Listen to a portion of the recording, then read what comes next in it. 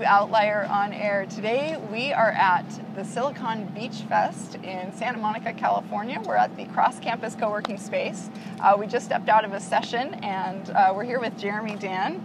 Jeremy, thanks for taking the time with us. My pleasure. So we're talking to entrepreneurs all over the world. Great.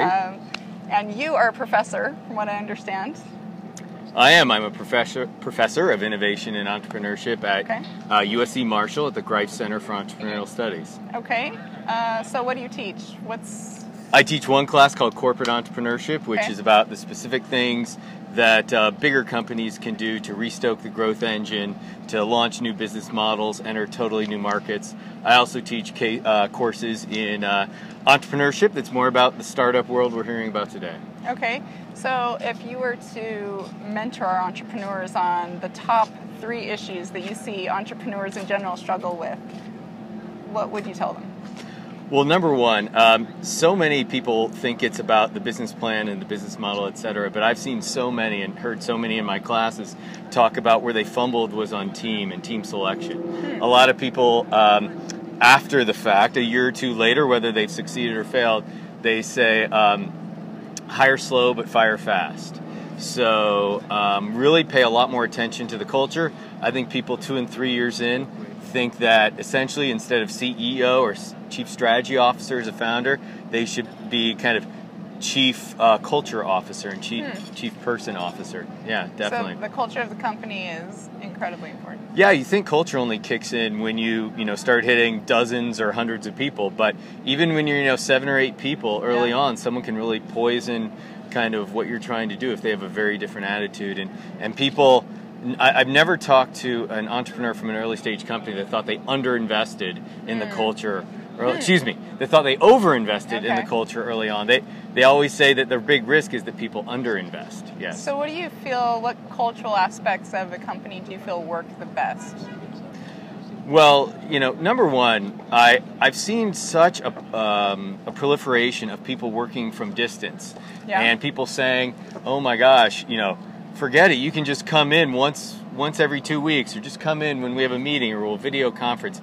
And in my class, just in the last term, we had 4 or 5 entrepreneurs that talked about that really undermining their company. Really? Everyone, it's easier to hire people if you say they can work from home and work in their pajamas, but you're not going to build any kind of culture. You're not going to have as good collaboration, and you're not going to be able to check people. And let's be honest, that's still a big part of the world, is looking over every once in a while and saying, is that person playing World of Warcraft, or are they actually coding?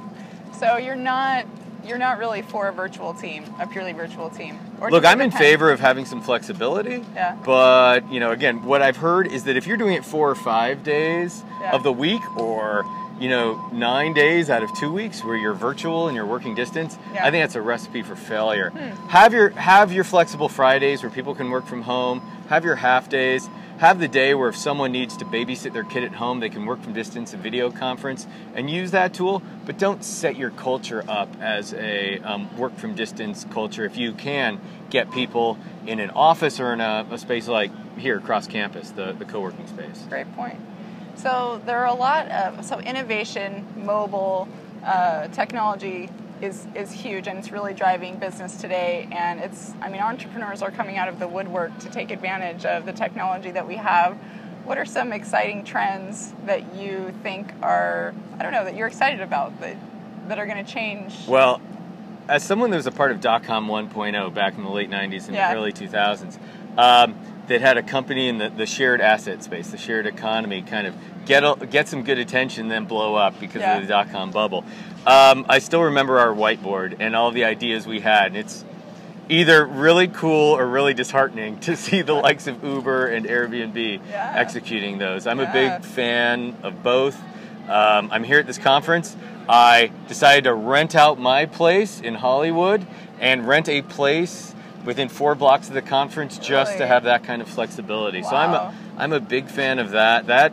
That's going to create new ways we interact with people in society. Just a bunch of subtle changes within the way we structure our homes and we think about transportation because of those 2 companies. Attention, Outlier entrepreneurs across the globe. In our obsession to help you start, grow, and scale, we're traveling from city to city to pull back the curtain and show you what's going on in the startup world and exactly what entrepreneurs are doing to be successful. In the thousands of interactions that we've had with outliers like you, we've learned a ton and we've listened to your needs. We've been working literally day and night to offer you an even better experience at outliermagazine.co. We've just released a brand new website where you'll be able to easily find video and audio podcast interviews, as well as articles all about what's going on in the startup world, entrepreneurship, events, and tech. Don't forget to find the bonus videos that we've posted for you, where we've gone behind the scenes to tour the paths of high-profile entrepreneurs, startups, and co-working spaces, and showing you exactly what environment they work in, what their teams look like, even what they eat for some of them. Now, the thing that's going to blow the roof off this website is you. Now, you can go on outliermagazine.co, click join, and have a totally interactive experience. You'll be invited to webinars and Q&A sessions with experts and high-profile entrepreneurs and hangout sessions with other outliers. So come be a part of the interactive Outlier Magazine experience at outliermagazine.co. So, you as a professor, why do you come to a conference like this? What do you get out of it? Well, number one, I'm on the advisory board of Cross Campus here, so I always want to represent. Number two, Kevin Winston, the organizer of this, he's one of the first people I met in LA, so I've seen, a little aside, him grow from doing like kind of entertainment networking events to really being someone who has, ridden this wave, but also helped it along in the technology that's growing up on the west side and all of LA. So there's those kinds of things. Just number one, I think in academia, a lot of people stay Ivory Tower too much and count on seeing things in academic papers or articles a lot later. I like to hear about cool new business models before they come out, and kind of I wonder if I'm going to see that guy a year from now and he's attracted $10 million worth of funding. That's kind of an internal game I play in my own head. I'm a big developer of case studies. I'm spearheading USC Marshall's first case studies within the Entrepreneurial group, and we're publishing those soon. And there's a lot of great stories out there that haven't been told. So again, if you wait for the magazines to write articles about them, it's too late. I'd love to bring stuff to the classroom, both verbally and in the case format, before everybody and their sister knows about them. Yeah, fantastic. Santa Monica, we've been impressed with just the vibe, the entrepreneurial vibe that we've experienced the past couple days, just speaking to startups in this space and other spaces. Now, what about those who don't live in such a focal point for entrepreneurship? What advice do you have for them? How can they gain support?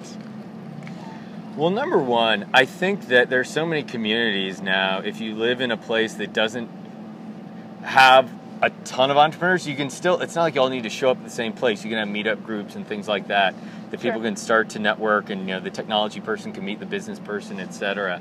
Also, not all entrepreneurship is technology. You don't need to be a technology hub to do a lot of these things. I mean, there could be some great cookie companies, new takes on dry cleaning, whatever, that are going to really, really change things. Who would have thought that, one of the biggest companies would be a new take on the taxi business? Right. I mean, we'd have all thought it's going to be the next take on social networking or on digital online streaming, but there we go, remaking the taxi business. So in a way, that is technology enabled, but it's an old school business. Not everything has to be biotech, not everything has to be the latest, video streaming technologies, etc. Even food trucks, that's a huge area of innovation as one starts up behind us. That actually, a very non-technology industry that essentially found its roots, found its origins. I hope I'm not speaking out of class, and I hope I'm right about this, in LA. There's a lot of traffic. You want the food to come to you when you're at an event, etc. But it's technology enabled because apps were some of the big things that let people know where the good food trucks were. So, number one, even if you're in an area that's not a technology hotbed, there's enough people that know enough about technology that you can do technology-enabled businesses, even if you're not, creating new frontiers in artificial intelligence. So you are on the advisory board of this co-working space, which we've been impressed with. Tell me, what benefits do you see to entrepreneurs who come to a co-working space like this, and when is it right or not right for them? Well, one thing is kind of a forcing action. I know if you're kind of working on your startup out of your home and, you know, the World Cup is on, or, you know, Days of Our Lives is on, you just kind of want to take a break, that maybe you have the 3-hour lunchtime. It's kind of a good idea to be in a place where you look around and people are hard at work, you're seeing they're having interesting conversations, and you kind of start to feel guilty if you're not hard at work or you're not having interesting conversations with people that can help your business. Number two, you know, Dan and Ronan here and Blair, their guy that runs the site here, they are people that, you know, have that network, and you can tap into that. You know, you say, hey, I need someone that does this kind of you know, coding, or I need someone that knows a bit about the food truck industry, or I need something like that. They can usually tap you into someone pretty quickly. And I'm not saying you send out emails and you know a couple weeks later. Like, you bump into them that afternoon, and they'll often give you an intro that can help you the next day. So those are some real benefits. That's a great point. Getting out and rubbing shoulders, I think, is a huge asset. Yeah. You can't always quantify it before you go out there. Exactly. But, for instance, meeting you, we had no idea that we would. I just pulled my bike up. I almost fell off my bike. There's a lot of construction around here. Yeah. Well, thanks for taking the time. We really appreciate it. My Is there pleasure. a way that we can connect with you online or Twitter? Or... Yes, but I don't want all these people to just start spamming me. So why don't we take this offline and we'll do that. All right. Or should I tell them? If you wish.